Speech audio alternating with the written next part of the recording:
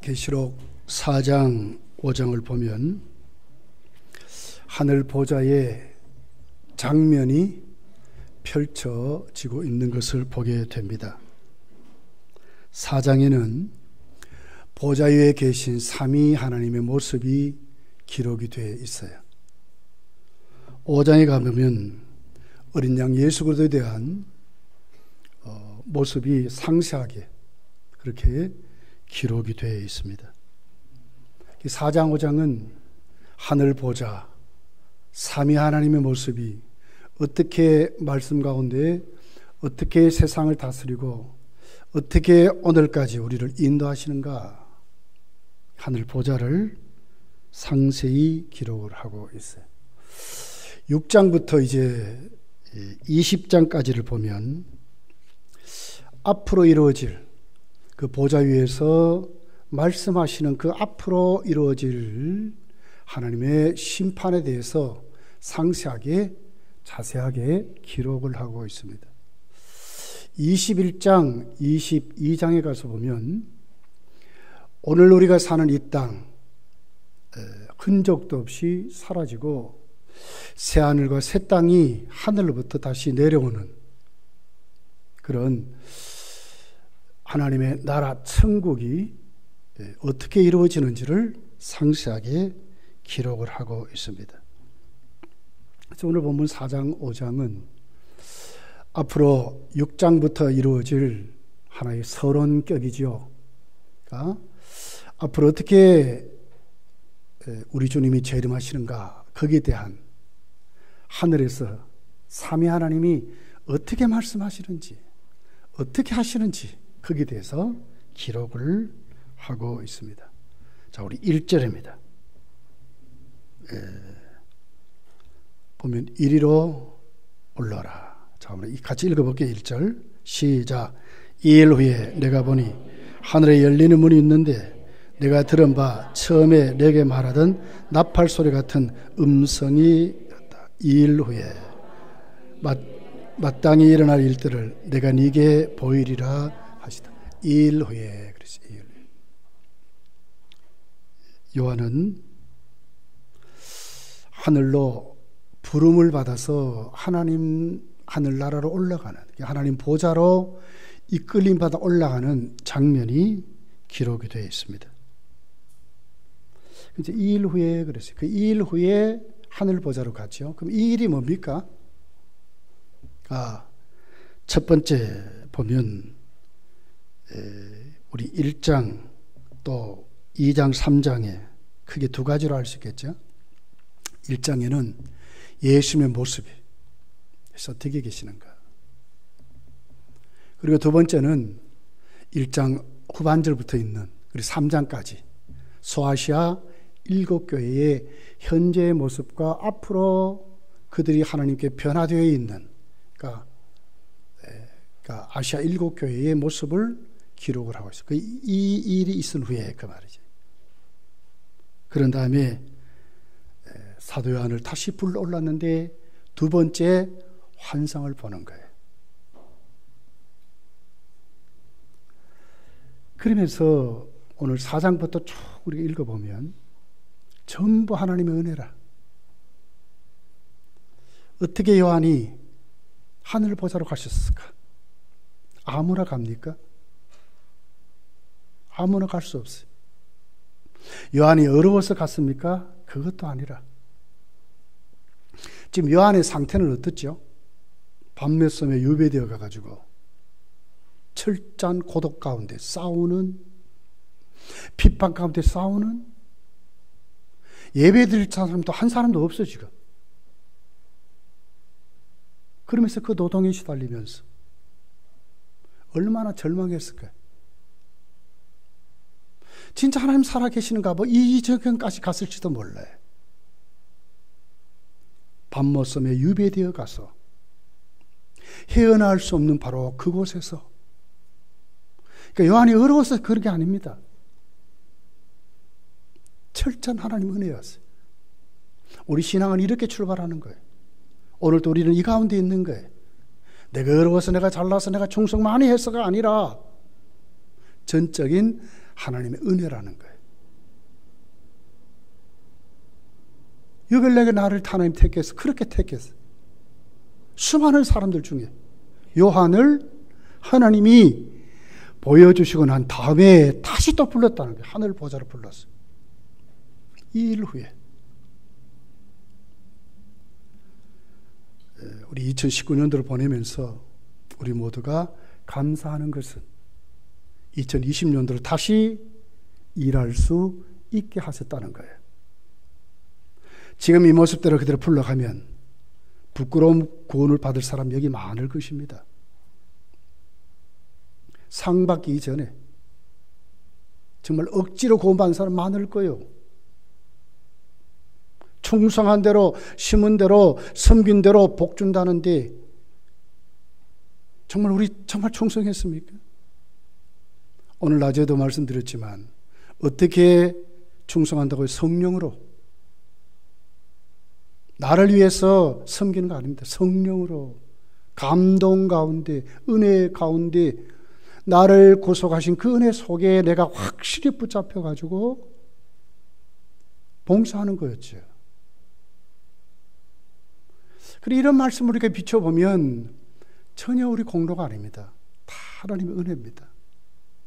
또 기회를 주시고 또 기다려주시고 또 하게 하시는 하나님 은혜가 오늘도 우리와 함께 한다는 거예요. 이 일 후에 하늘문을 여서서 이제 천국을 보게 되는데 여기 보니까 이렇게 하늘문이 있는데 그래서 원문을 보면 보라 그러거든요. 보라 하늘문이 열린데 아주 감탄스러워. 요한이 막 감격스러워 깜짝 놀란 거예요. 그 황홀함 속에 만약 우리도 이런 신비한 경험을 하면 뭐 어떨까요? 감탄할 거예요. 모든 것의 답이 거기 있어. 이제는 죽어도 여한이 없다 이렇게 될 거예요. 요한이 지금 그런 거예요. 하늘문이 열렸는데 보라. 이게 신앙입니다. 정말 하나님 만난 자들의 모습이 이렇습니다. 세상과 붙잡고 막 아웅당하고 막 거기가 아니고요. 하나님을 붙잡고 그분 앞에 오늘 또 씨름하는 그 사람들은 보라 하는 거예요. 보라 하는 거예요. 감격이 있고 감탄이 있는 거예요. 하나님의 그 오묘한 섭리에 깜짝 놀라는 거예요. 네. 그래서 그 요한이 하늘문이 열려서 올라가 보니까 하나님이 보여주는 음성부터 시작을 해요. 1절 중반절에 보니까 내가 들은 바 처음에 내게 말하던 나팔 소리 같은 음성이 이러대요. 처음에 들었고 또 나팔 소리 같은 음성이 들렸다는 거예요. 처음 나팔 소리 같은 음성은 어디서 들었어요? 요한계시 1장 10절에 보니까 주의 날에 내가 성령에 감동되어 내 뒤에 나는 나팔 소리 같은 큰 음성을 들었다. 그래 주님의 음성은 그냥 소리가 아니라 큰 나팔 소리 같은 웅장한 소리입니다. 큰 나팔 소리입니다. 여러분 귀신이 역사하는 거 사고사고사고 이런 소리가 아니라 명쾌하게 깨달을 수 있는 확실하게 들을 수 있는 그런 소리. 우리 연세 많은 분들은 약간 귀가 좀 그럴 거예요. 저도 이제 막 좀 그래요. 가는 소리 잘 못 들어. 예. 노화가 좀 있는 것 같아. 참 제가 귀가 참 밝았습니다. 눈도 막 굉장히. 저보고 우리 가족들이 세파트 코라 그랬어요. 냄새도 너무너무 잘 맡았어요. 근데 나이 때문에 좀 무뎌지는 것 같아요. 주님의 음성은 안 그래요. 명쾌하고 확실하고 정말 듣는 자는 감격할 수밖에 없는 말이에요. 나팔 소리 같은 권위 있는 여리고 성이 어떻게 무너졌습니까? 그들이 나팔을 불 때에 하나님의 역사라요. 주님은 그런 분이요. 우리가 믿는 주님은 귀신들과 달라요. 다릅니다. 확실히 만나주시고, 확실히 말씀하시고, 확실히 해결해 주시고, 확실히 인도해 주시는 살아계신 주님이라는 거예요. 믿습니까? 예.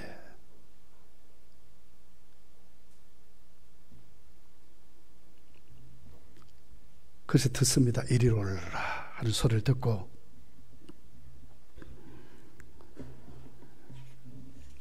그 주님 보았던 그 음성은 이렇게 말씀해요. 1절 하반절이죠. 마땅히 일어날 일들을 내가 네게 보이리라 하시더라. 마땅히 일어날 일들, 앞으로 일어날 일들. 6장부터 요한계시록 22장까지 마땅히 일어날 일들. 계시록 1장 19절에 보면 1차적으로 요한이 음성을 듣고 본 것이 있죠. 그죠? 그러므로 네가 본 것과 처음 있는 일과 장차될 일을 기록하라. 네가 본 것, 예수님 봤잖아요. 또 지금 있는 것, 소아시아 7교회의 모습이었어요.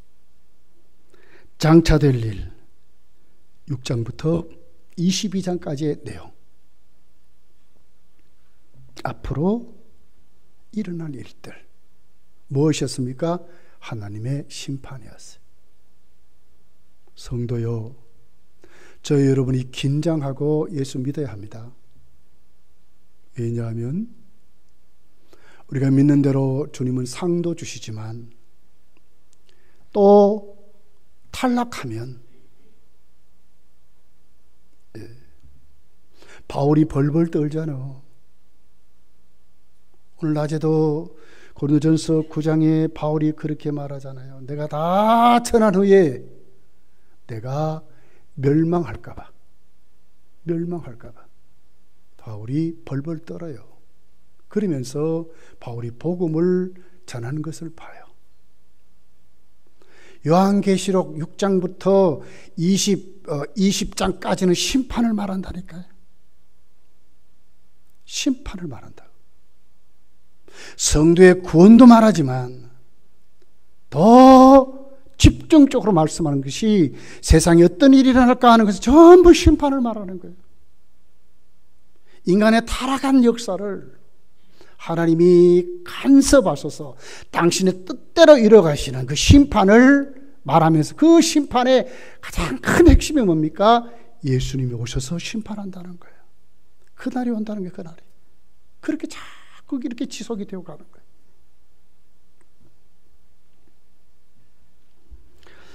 우리는 이 말씀을 대하면서 우리가 무엇을 느낍니까? 마땅히 일어날 일들은 앞으로 우리에게 일어날 일들인데 누가 하십니까? 보좌에 앉으시니. 살펴보겠지만은요. 그러므로 인류의 모든 역사, 우주에 일어나는 모든 일들은 우리가 만들어가는 게 아닙니다. 어떤 능력이 있는 지도자가 절대로 그들의 뜻대로 만들어가는 게 아니에요. 눈꽃만큼도 안 돼요. 마귀가 아무리 장난을 치고 작당을 쳐도 마귀의 뜻대로 이루어지지 않습니다. 마땅히 이루어질 일 누가 합니까? 보좌에 앉으시니 하나님이 역사하신다는 거예요. 얼마나 감사해요. 우리가 섬기는 그 하나님이 작은 내 하나 속에 나의 일생길도 하나님이 나를 주장하시고 우리 가정도 하나님이 주장하시고 우리 교회도 하나님이 주장하시고 대한민국도 하나님이 주장하시고 앞으로 오고 오는 모든 세대에 마땅히 이루어질 누가 합니까? 하나님이 역사하신다는 거예요. 누가 주권을 가지시고 누가 섬근을 가지시고 다스립니까? 인간의 생사하복, 인류의 역사의 흥망성쇠를 누가 담당해요? 하나님이 하신다는 거예요. 믿으시기를 예수님 축복합니다. 하나님이 하셔요. 우리가 섬기는 하나님이 하신다고.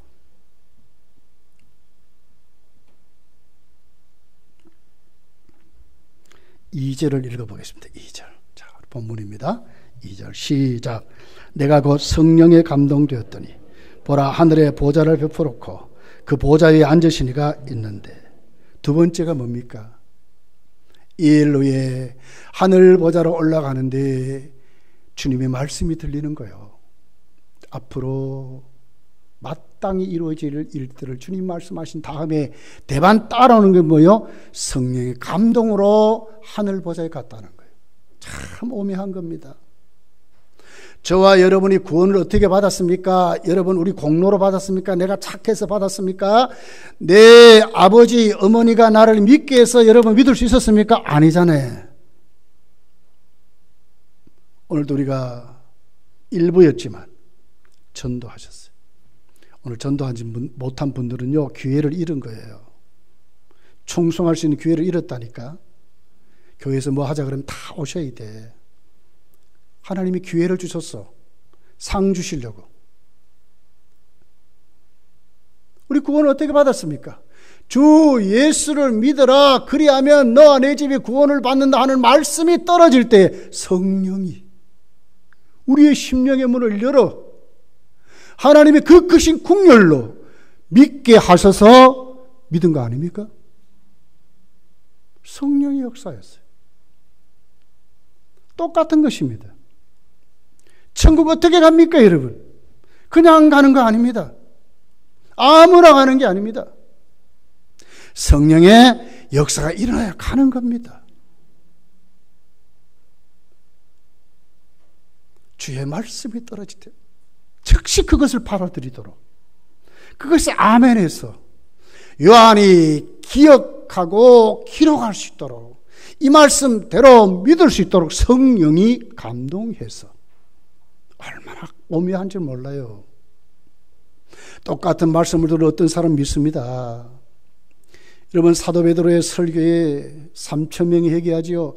어떻게 회개합니까? 찔림을 받았대. 누가 찔렀습니까? 성령이 찌르는 거예요. 말씀에 그 검을 가지고 푹 찔러서 관통해버려. 심장이 감통해버려. 그럴 때 어떻게 어찌할 꼭 회개하잖아요. 하나님의 은혜예요. 오늘 우리에게도 이 같은 역사로 여기에 저와 여러분이 서 있는 거예요. 성령의 감동, 성령의 역사예요.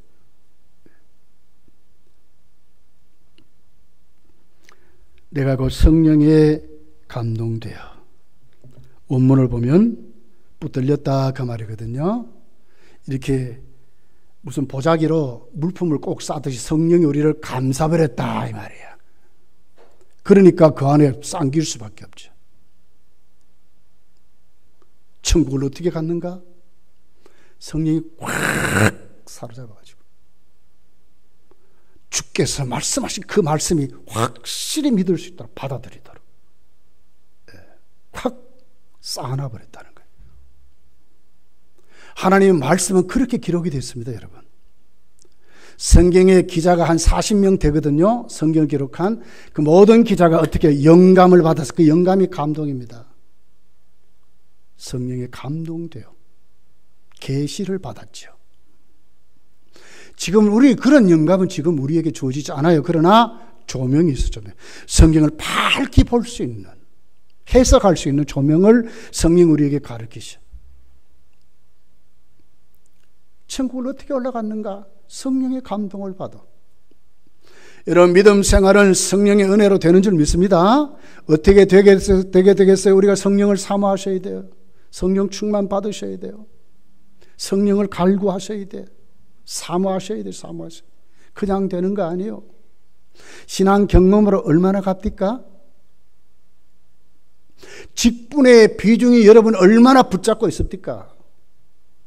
내일 또 놓고 싶고 안 하고 싶잖아요. 어떻게 우리가 하나님의 감당하는가? 성령의 역사입니다. 성령에 감동돼야 합니다. 성령으로 봉사하는 것입니다. 다른 것 아닙니다.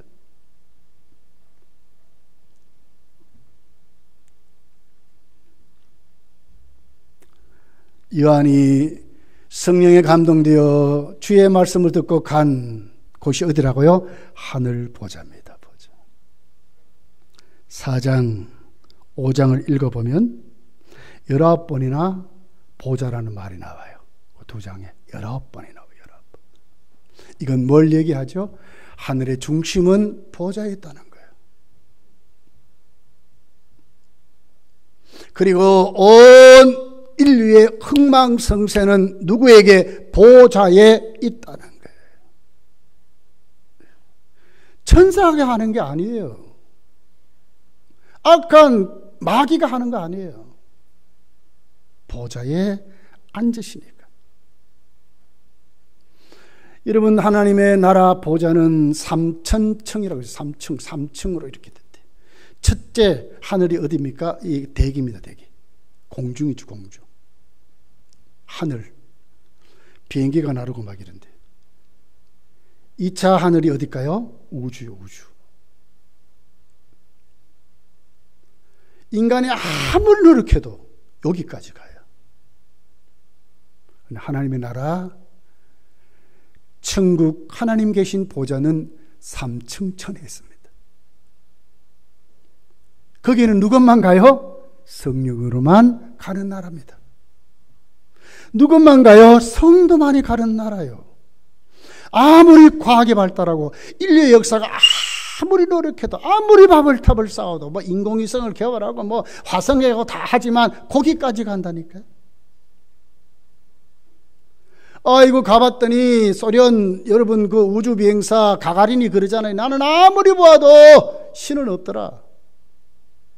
없을 수밖에 없지요. 거기는 보좌가 아닌데, 하나님 계신 것이 아닌데. 이런 걸 보면 우리가 얼마나 하나님께 감사해야 되는지. 성령으로 가는 그 나라, 하나님 보좌라고 하는 것입니다. 천국은, 하늘나라는, 낙원은 성령으로만 가는 나라, 믿음으로만 가는 나라라는 거예요.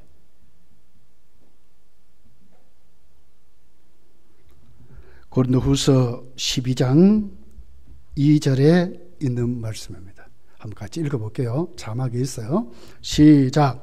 내가 그리스도 안에 있는 한 사람을 아노니 그는 14년 전에 셋째 하늘에 이끌려 간 자라. 그가 몸 안에 있었는지 몸 밖에 있었는지 나는 모르거니와 하나님은 아시느니라. 셋째 하늘에 누가 또 가봤어요? 사도 바울도 가봤습니다. 여기는 몸으로 갔는지 몸 밖으로 갔는지 모른대. 몸으로 갔다고 하면 뭐예요? 육신도 그대로 가봤다는 얘기고, 몸 밖에서 가봤다는 얘기는 그의 영이 갔다는 얘기 아닙니까? 그 셋째 하늘 3천층을 얘기하는 거예요. 하나님의 보좌를 말하는 거예요. 요한도 지금 이끌려서 그렇게 간 거예요. 육신과 함께 갔는지 그 영이 갔는지 모르죠. 요한도. 그렇지만 그곳에 가서 하나님의 음성을 듣고 하나님을 만나는 그 요한을 우리가 보게 되는 것입니다. 그러면서도 그 보좌의 광경을 이렇게 기록을 했어요. 2절 중반절에 보니까 보라 하늘의 보좌를 베풀었고 그랬어요. 베풀다 그랬어요. 이 말은 하나님 앞에 그가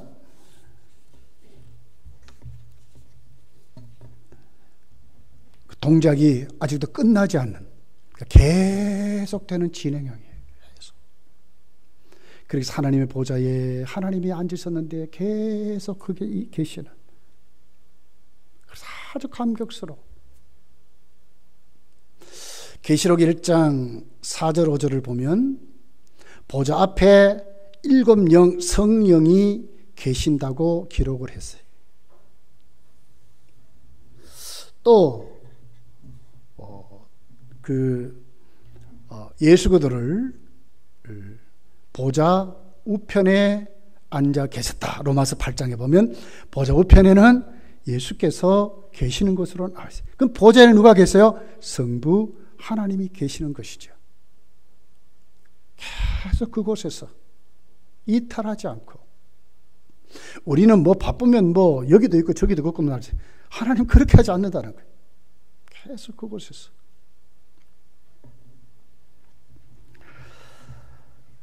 시편 103편 19절에 보면 여호와께서 그의 보좌를 하늘에 세우시고 그의 왕권으로 만유를 다스리는 터다.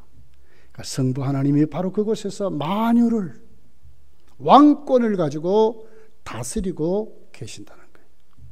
성부 하나님이. 보좌 앞에는 누가 계신다고요? 성령이 7영으로.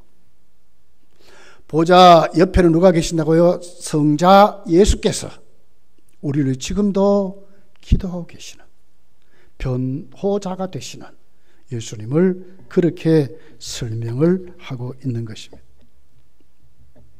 그러면서 오늘 시편 47편 8절에 보면 하나님이 곧 뭇백성을 다스리시며 백성 하나님이 그의 거룩한 보좌에 앉으셨다. 그 요한이 보라, 왜 그렇게 감격했을까? 자기가 믿는 하나님이 진짜 하나님이신 거예요.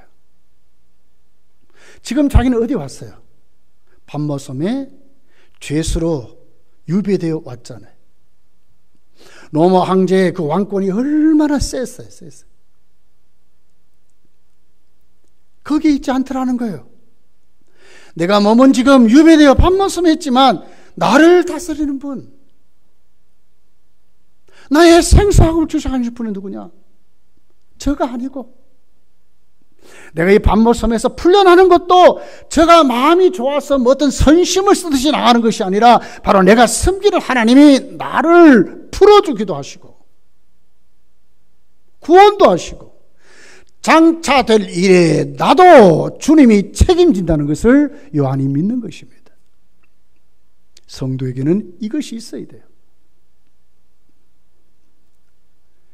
병원에만 우리 몸을 맡기는 게 아니에요.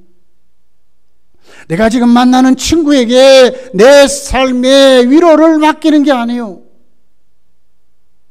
내가 먹고 사는 문제가 오늘 내 가족 품 안에 있는 게 아니고, 내가 다니는 직장이 아니라, 그거 다 누가 다스리고 책임져요? 하나님이.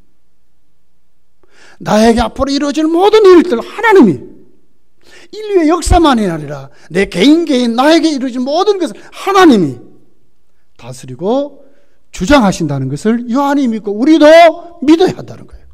그렇게 살아야 된다는 거예요. 이것이 성도의 삶이라는 거예요. 한 주간 하나님께 여러분의 모든 삶의 자리를 내려놓고 건강도 하나님께, 위로도 하나님께, 먹고 마신 것도 하나님께 다 내려놓고 하나님의 다스림에 아멘하고 살아가시기를 예수님 축복합니다. 이것이 맞아요. 3절입니다. 읽어볼게요. 3절 본문입니다. 시작. 앉으신 이의 모양이 벽옥과 홍보석 같고 또 무지개가 있어 보좌에 둘렸는데 그 모양이 녹보석 같더라. 하나님의 보좌에 앉으신 이의 모습입니다. 하나님 어떤 분이에요? 영이시대.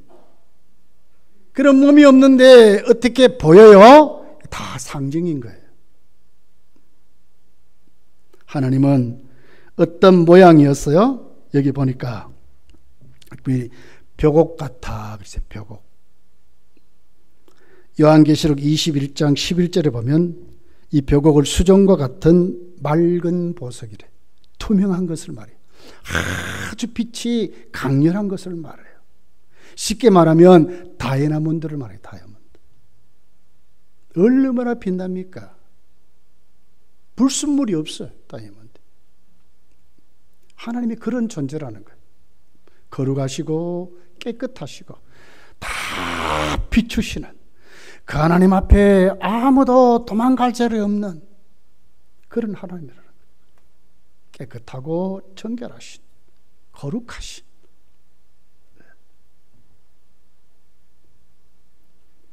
디모데전서 6장 16절에 보면 오직 그에게만 죽지 아니함이 있고 가까이 가지 못할 빛에 거하시고 어떤 사람도 보지 못하였고 또 볼 수 없는 이시니 그에게 존귀와 영원한 권능을 돌릴지어다. 아멘. 그랬어요.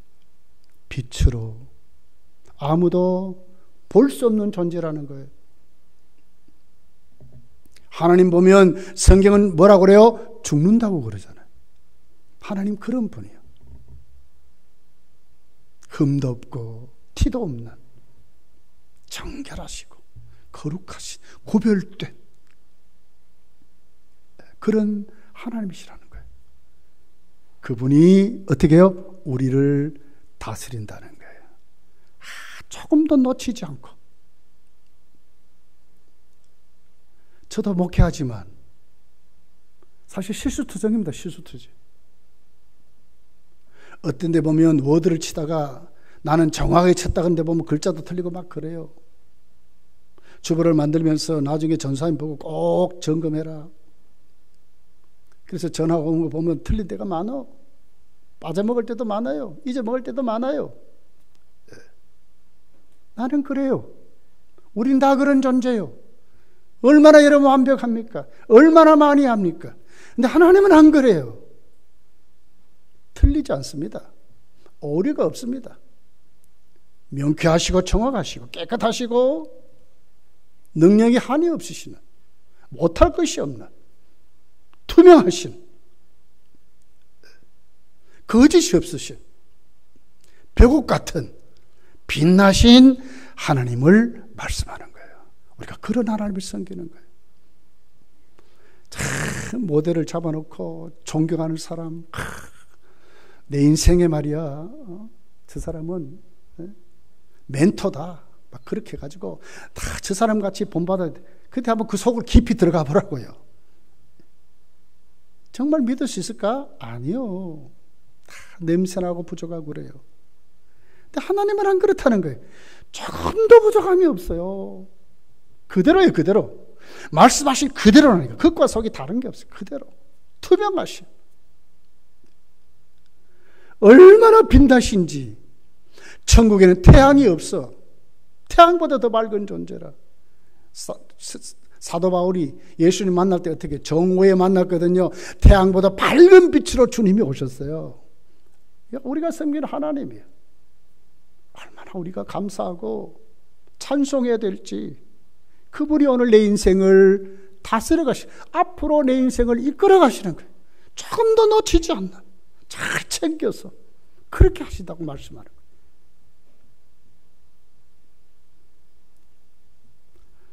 두 번째 모습이 어땠습니까? 홍보석 같다고 그랬어요. 이름 그대로 빨간 색깔 가진 보석이지.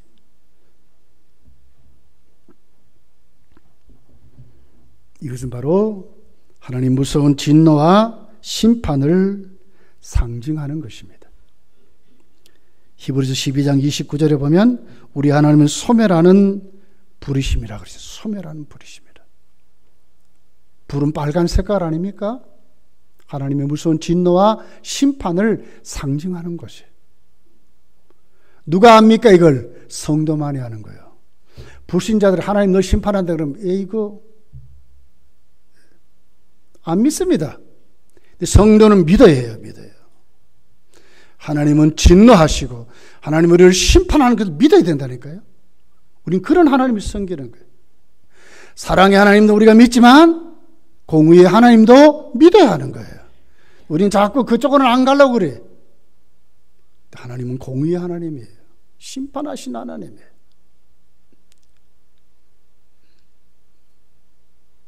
그리고 그 보좌 주위에 3절 후반부를 보니까 무지개가 있어 보좌에 둘렸는데 그 모양이 녹버섯 같더라 그랬어요. 무지개는 뭐예요? 후광을 말하잖아요. 근데 그 무지개는 성경이 어떤 모습으로 나왔어요? 언약과 관계가 있어요. 하나님이 말씀하신 그 언약은 절대로 변하지 않는다 그 말 아닙니까? 하나님의 보좌에서 하나님이 이루시는 모든 앞으로 될 일들은 하나도 변함없이 그대로 된다 그 말이에요. 그러면서도 그 무지개 색깔은 7가지인데도 여기 보니까 노란색 녹보석이라 하잖아요. 녹보석. 그래서 이 녹색은 그 의미가 그렇대요. 따뜻한, 친밀한 이런 뜻이래. 그래서 성경 해석자들은 하나님의 은혜를 말하는 거예요. 하나님 어떤 분입니까? 어떤 모습으로 보여주셨어요? 하나도 숨김없이 투명한 존재, 그 거룩한 존재, 기준이 명확하고 뚜렷하신 하나님. 그러면서 한쪽에는 심판하신 하나님이에요. 진노하신 하나님이에요. 그럼에도 불구하고 우리를 어떻게 해요? 무지개로 하나님 언약 가운데 철저히 은혜로 이끌어 가신다는 거예요. 누구에게만? 성도에게는. 우리가 감사하고 사셔야지. 네. 불신자들은 죄 짓는 대로 하나님의 진노 가운데 그렇게 살다가 영원히 멸망받아가서 그 진노만이 그들에게 있습니다. 하나님 무슨 심판만이 그들에게 있지만 우리에게는 투명하신 그 하나님이 약속한 그대로 철저히 우리를 챙겨서 그 자리로 가지 않도록 만드시고, 어떻게 해요? 우리와 교제하시면서 하는 은혜로 우리를 용서하시고 다시 세우시고 다시 이끌어 가시는 그런 하나님은 오늘 또 우리에게 오셔서 역사하신다고 하시는 것입니다.